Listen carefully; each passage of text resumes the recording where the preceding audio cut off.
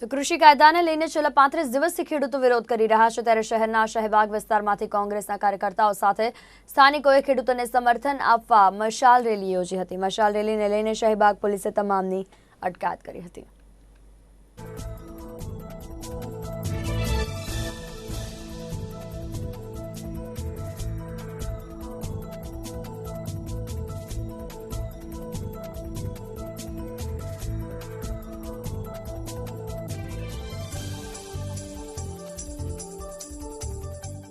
આજે અસારવા વિધાનસભાના અમદાવાદ શહેરના પ્રમુખ શ્રી ઉમન ભટ્ટના આદેશના અનુસાર અમે જે કેન્દ્ર સરકાર તરફથી કાળા કાયદાનો કૃષિ કાયદો લાવવામાં આવે છે એને અમે એનો વિરોધ કરીએ છીએ અને એ કાયદાને નાબૂદ કરવા માટે કેન્દ્ર સરકારને અમે આગ્રહ કરીએ છીએ। છતાં અને બીજો જે શિયાળુ સત્ર જે સંસદનું કેન્સલ કરવામાં આવ્યું છે એ અમે ફરીથી ચાલુ થાય એની અમે માંગ કરી છીએ।